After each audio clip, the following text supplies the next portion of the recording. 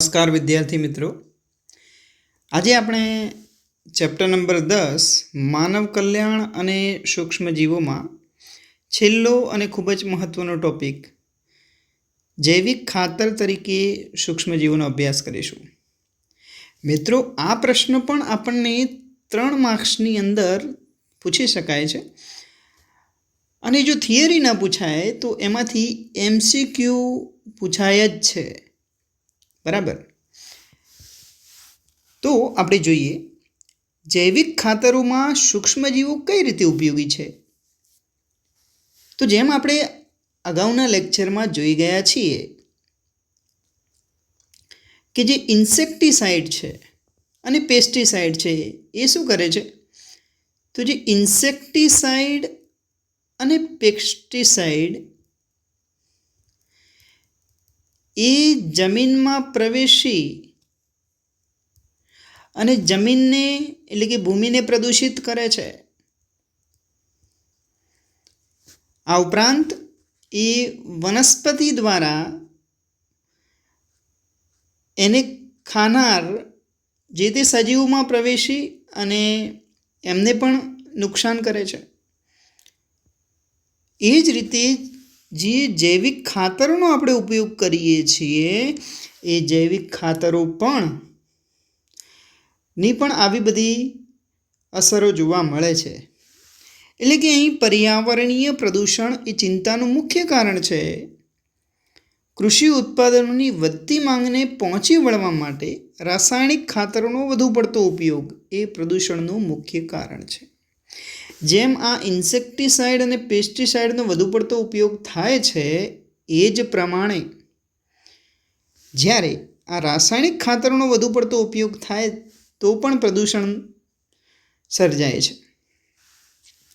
રાસાયણિક ખાતરોના વધુ પડતા ઉપયોગથી ઘણી સમસ્યાઓ સર્જાય છે અને જેના પરિણામે કાર્બનિક ખેતી કરવા અને જૈવિક ખાતરનો ઉપયોગ વધારવા દબાણ વધી રહ્યું છે.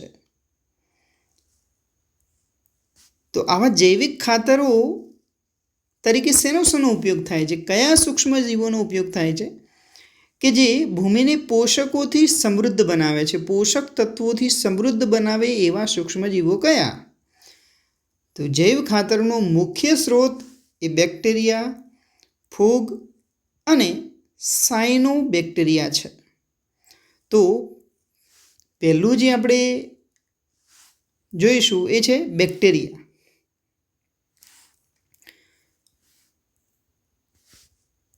બેક્ટેરિયાની અંદર આપણે જોઈએ તો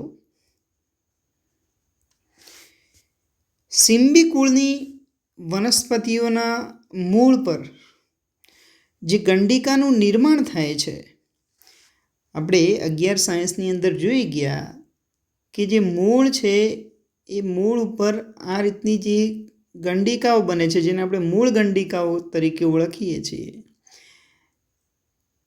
એ રાઇઝોબિયમ નામના સહજીવી બેક્ટેરિયાના કારણે થતી હોય છે. બરાબર. તો રાઇઝોબિયમ નામના સહજીવી બેક્ટેરિયા દ્વારા આવી મૂળ ગંડિકાનું નિર્માણ થાય છે. હવે આ બેક્ટેરિયા શું કાર્ય કરે છે, તો એ બેક્ટેરિયા એ વાતાવરણમાંના નાઇટ્રોજનનું સ્થાપન કરી અને કાર્બનિક દ્રવ્યો બનાવે છે. 11 સાયન્સની અંદર આપણે એ અભ્યાસ કરી ચૂક્યા છીએ કે વાતાવરણનું જે નાઇટ્રોજન છે એ જ્યારે જમીનની અંદર દાખલ થાય છે ત્યારે એ એમોનિયા, ત્યારબાદ NO2- નાઇટ્રાઇટ અને ત્યારબાદ નાઇટ્રેટમાં ફેરવાય છે. અને આ નાઇટ્રેટ એ વનસ્પતિ દ્વારા સીધો શોષાય છે. બરાબર. એટલે કે અહીં કાર્બનિક દ્રવ્યો બને છે જે વનસ્પતિ માટે પોષક ઘટક તરીકે ઉપયોગમાં લેવાય છે. તો આ સહજીવી રાઇઝોબિયમ બેક્ટેરિયા દ્વારા નાઇટ્રોજન સ્થાપન થયું. બરાબર. અન્ય બેક્ટેરિયા જે ભૂમિમાં મુક્તજીવી છે, તો અહીંયા સહજીવી બેક્ટેરિયા તરીકે રાઇઝોબિયમ છે, જ્યારે મુક્તજીવી બેક્ટેરિયા તરીકે એઝોસ્પિરિલમ અને એઝોટોબેક્ટર એ જોવા મળે છે. તેઓ પણ વાતાવરણના નાઇટ્રોજનનું સ્થાપન કરી અને ભૂમિને નાઇટ્રોજનથી સમૃદ્ધ કરે છે. વાતાવરણનું જે નાઇટ્રોજન છે એનું શું કરે છે? તો સ્થાપન કરે છે. અને તમે જોઈ શકો છો કે નાઇટ્રોજનને સમૃદ્ધ કરવાનું કાર્ય ભૂમિની અંદર એ કરતા જોવા મળે છે. તો અહીં પહેલું કામ છે બેક્ટેરિયા જૈવિક ખાતરો તરીકે. એની અંદર સહજીવી રાઇઝોબિયમ બેક્ટેરિયા દ્વારા નાઇટ્રોજનનું સ્થાપન અને મુક્તજીવી એઝોસ્પિરિલમ અને એઝોટોબેક્ટરનું ઉદાહરણ આવશે. બીજું છે ફૂગ. ફૂગ એ કઈ રીતે જૈવિક ખાતર તરીકે ઉપયોગી છે? તો ફૂગ પણ વનસ્પતિ સાથેનું સહજીવન રચવા માટે જાણીતી છે. ફૂગનું જ્યારે ઉચ્ચ કક્ષાની વનસ્પતિના મૂળ સાથે સહજીવન રચાય છે એને કહેવાય માઇકોરાઇઝા, અથવા તો એને કવક મૂળ તરીકે પણ ઓળખવામાં આવે છે મિત્રો. હવે અહીં જે ફૂગ ભાગ લે છે એ ગ્લોમસ પ્રજાતિની છે. મોટાભાગે ગ્લોમસ પ્રજાતિની ઘણી ફૂગ એ માઇકોરાઇઝા રચે છે અને જેમાં ફૂગ એ સહજીવી તરીકે ભૂમિમાંથી ફોસ્ફરસનું શોષણ કરે છે અને વનસ્પતિને એ ફોસ્ફરસ પૂરું પાડે છે. તો અહીંયા શું છે? તો શેનું સહજીવન છે? તો ફૂગ પ્લસ ઉચ્ચ કક્ષાની વનસ્પતિનું મૂળ, આ બંનેનું જ્યારે સહજીવન રચાય છે ત્યારે કવક મૂળ અથવા તો માઇકોરાઇઝાની રચના થાય છે. અહીં સહજીવન છે. સહજીવન એટલે કે બંને ભાગ લેતા બંને સજીવોને લાભ થાય છે. તો અહીં આપણે જોયું કે ફૂગ એ શું કામ કરે છે? તો એ ભૂમિમાંથી એટલે કે જમીનમાંથી ફોસ્ફરસનું શોષણ કરે છે અને વનસ્પતિને આપે છે. બરાબર. તો ફૂગને શું ફાયદો થયો? ફૂગથી વનસ્પતિને ફોસ્ફરસ મળે છે. MCQમાં આ પ્રશ્ન પૂછાય છે. ફૂગને શું ફાયદો થાય? તો ફૂગને એક તો રહેવા માટે રહેઠાણ મળે છે, પ્લસ વનસ્પતિ જ્યારે પોતાનો ખોરાક બનાવે છે એ ખોરાક સીધો ફૂગને મળી રહે છે. આ રીતે બંનેને એકબીજાથી લાભ થાય છે. એવું જે આંતરક્રિયા છે એને આપણે સહજીવન તરીકે ઓળખીએ છીએ. આ જે કવક મૂળ અથવા તો માઇકોરાઇઝા છે, આવું સંકલન ધરાવતી વનસ્પતિઓને અન્ય લાભ પણ મળે છે. એટલે કે આ કવક મૂળના કારણે અન્ય લાભ પણ થાય છે. કયા કયા લાભ છે એ જોઈએ. તો પહેલું છે કે મૂળમાં રોગ પ્રેરતા જે રોગકારકો છે એની સામે પ્રતિકારકતા. બીજું છે ક્ષાર અને શુષ્કતા સામે ટકી રહેવાની ક્ષમતા. બરાબર. પહેલું છે મૂળમાં રોગ પ્રેરતા રોગકારકો સામે પ્રતિકારકતા મળે છે. ક્ષાર અને શુષ્કતા સામે ટકી રહેવાની ક્ષમતા વનસ્પતિને મળે છે. તેમજ વનસ્પતિની સર્વાંગી વૃદ્ધિ થાય છે અને વિકાસને પ્રેરે છે. તો આ કવક મૂળના કારણે આ લાભ પણ થતા જોવા મળે છે. તો મિત્રો ફૂગની વાત થઈ. બરાબર. એમાં ખાસ ગ્લોમસ પ્રજાતિની ફૂગ એ માઇકોરાઇઝા રચતી હોય છે. MCQમાં આ પણ પૂછાય છે. ઓકે. હવે ત્રીજો પોઈન્ટ છે સાયનોબેક્ટેરિયા. આ સાયનોબેક્ટેરિયા, જેને બીજું નામ છે નીલહરિત લીલ, જેને બ્લુ ગ્રીન આલ્ગી અથવા તો BGA પણ કહીએ છીએ. આ જે સાયનોબેક્ટેરિયા છે એ સ્વપોષી સૂક્ષ્મ જીવો છે. સ્વપોષી એટલે પોતાનો ખોરાક જાતે જ બનાવે છે, જે જલીય તેમજ સ્થલીય એટલે કે પાણી તેમજ જમીન વાતાવરણમાં વિસ્તૃત રૂપે જોવા મળે છે. એટલે પાણીમાં પણ જોવા મળે છે, જમીન પર પણ જોવા મળે છે, જેમાંના મોટા ભાગના વાતાવરણમાંના નાઇટ્રોજનને સ્થાપિત કરે છે. દાખલા તરીકે એનાબીના, નોસ્ટોક અને ઓસિલિટોરિયા. આ ત્રણ નામ તમારે યાદ રાખવાના છે. આ ત્રણ સાયનોબેક્ટેરિયા અથવા તો નીલહરિત લીલના ઉદાહરણ છે, જે વાતાવરણમાંના નાઇટ્રોજનને સ્થાપિત કરે છે. બરાબર, જમીનમાં એનું સ્થાપન કરે છે. ડાંગરના જે ખેતરો છે, એટલે કે ચોખાના ખેતરો છે, એમાં સાયનોબેક્ટેરિયા જૈવિક ખાતર તરીકે ઉપયોગી છે. નીલહરિત લીલ પણ ભૂમિમાં કાર્બનિક દ્રવ્યોનો વધારો કરે છે. બરાબર, એટલે સ્વાભાવિક જ જ્યારે નાઇટ્રોજનનું સ્થાપન થાય ત્યારે કાર્બનિક દ્રવ્યોનો વધારો થવાનો છે. અને કાર્બનિક દ્રવ્યોનો વધારો થવાથી જમીનની ફળદ્રુપતા પણ વધે છે. બરાબર, તો આ થઈ ગયું સાયનોબેક્ટેરિયા, જે વાતાવરણમાંના નાઇટ્રોજનને જમીનમાં સ્થાપન કરવાનું કાર્ય કરે છે. ઉદાહરણ આપણે યાદ રાખવાના છે એનાબીના, નોસ્ટોક, ઓસિલિટોરિયા. અને ડાંગરના ખેતરોમાં આ સાયનોબેક્ટેરિયા જૈવિક ખાતર તરીકે ઉપયોગી છે, જે ભૂમિમાં કાર્બનિક દ્રવ્યનો વધારો કરે છે અને જમીનની ફળદ્રુપતામાં પણ વધારો કરે છે. આપણા દેશમાં મોટી સંખ્યામાં જૈવ ખાતરો બજારમાં વ્યાપારી ધોરણે પ્રાપ્ય છે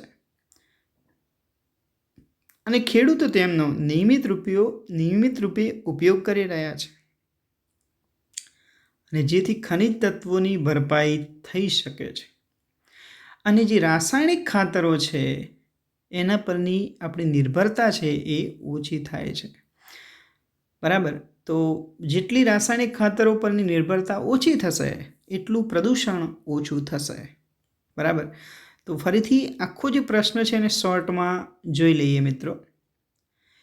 પહેલું આપણે જોયું જૈવિક ખાતરો તરીકે બેક્ટેરિયા. એની અંદર સહજીવી રાઇઝોબિયમ છે. મુક્તજીવી જે બેક્ટેરિયા છે એમાં બે છે, એઝોસ્પાઇરિલમ અને એઝોટોબેક્ટર. આ બંને MCQ માટે અગત્યના છે.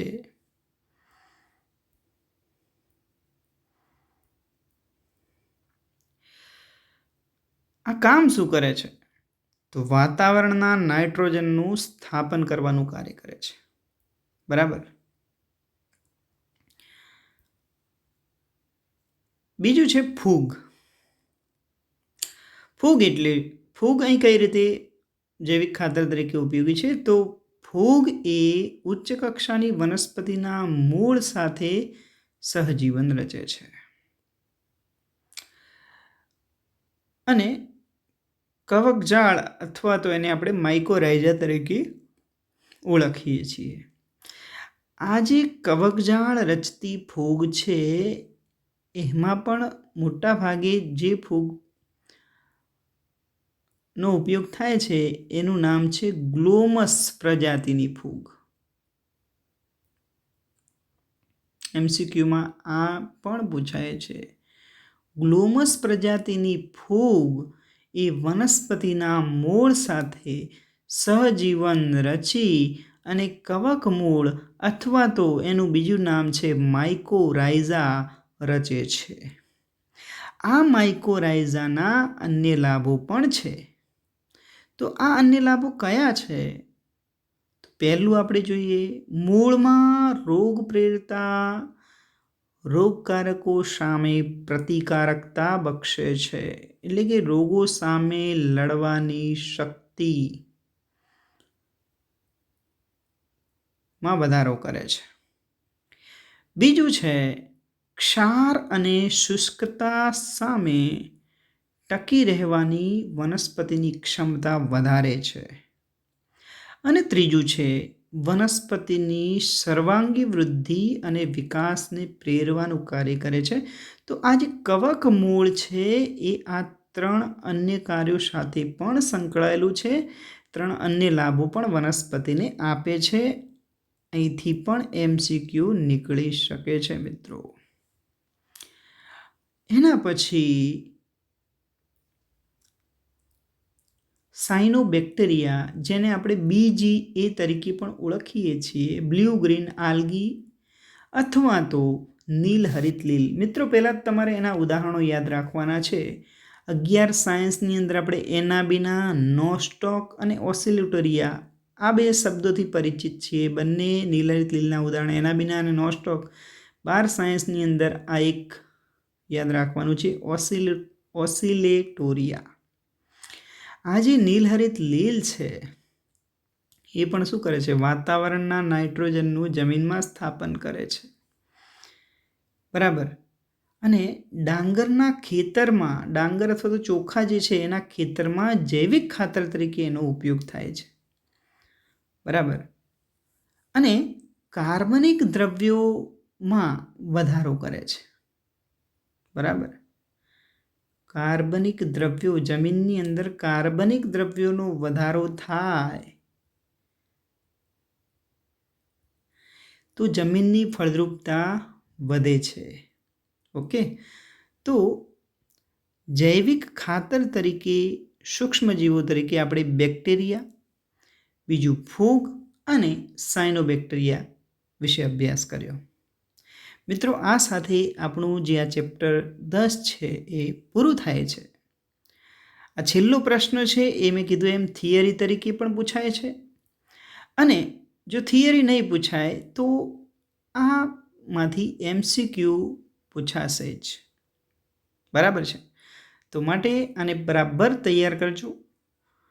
જો વિડીયો ગમ્યો હોય તો લાઈક બટન જરૂર દબાવજો. ચેનલ સબસ્ક્રાઈબ ન કરી હોય તો ચેનલ સબસ્ક્રાઈબ પણ કરજો, અને ખાસ તમારા મિત્રો સાથે પણ શેર કરજો. આવજો મિત્રો.